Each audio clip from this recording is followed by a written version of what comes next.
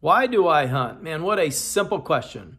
But boy, is there a lot of meaning in the answer to that. I'm fortunate.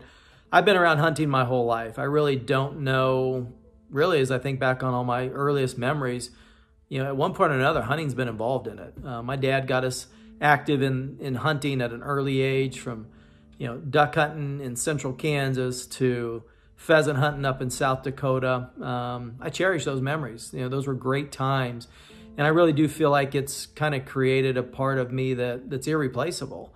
To me, hunting, it's as much of a lifestyle for me as it is, or a part of me as it is my kids or my wife. It's what I do. It's what I'm involved in. It's what I think about. It's where I spend my time. It's what I love. And, without that aspect of it in my life, then there's definitely a void. And at times I'm unbearable to probably be around if I'm not out, getting in the outdoors and spending some time out there. But it's who I am. It's an aspect that has a tremendous amount of impact on me as a person. When I think about my why, though, as I said, it's kind of changed over the years. I spent a lot of time with my kids out in the backcountry and teaching them about conservation, those fundamental principles and values that are critical, respecting the land, respecting the animal, understanding the importance of fair chase. These are all values that I instill, and I think a lot of hunters do. Those don't change. Those are consistent. But my why has. And, I've been around this, I'm almost 50 years old. And it's changed over those years. But where I sit here today and I think about my why today, for me, it's really those, what I would call trophy moments. Those moments or those events that occur while you're out pursuing animals or in the backcountry that are so impactful that they are forever ingrained as part of who you are. You will never forget those. I can remember one of my early encounters with wolves. And, it was one of those times where we had backpacked into an area. We'd never been there before, didn't know the area well. We set up camp at this high lake that was kind of deep in this canyon. It was absolutely gorgeous. We hunted, then, got up the next day, went hunting.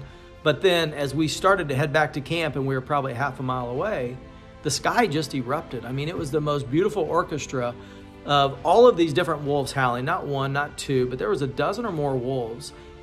And it's undescribable, the noise and the sound. It's not what you see on TV necessarily, although there's aspects of that. But it's such a deep, penetrating feeling that you have when you are out there and you have a trophy moment like that, and then you get back to where you're set up with camp, and you look across the high lake, and it's maybe 50, 60 yards across there.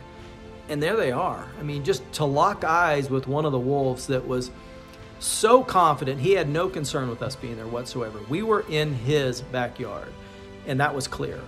And, he lowered his head, never taking his eyes off of us, and went down and started drinking water. And I think about, my goodness, this experience I will remember for the rest of my life. That's a trophy moment. Or the first time that I saw a bull elk, in full rut, come flying through this thick, dark timber.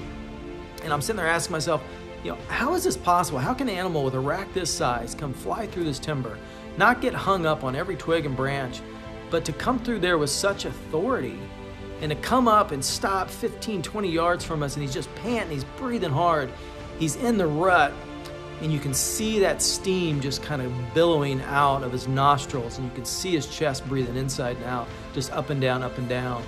And then for him to let out a big bugle, and then bam, he's off running again, doing what he's doing. I mean, to me, that's a trophy moment. My name is Joe Elliston. This is my why.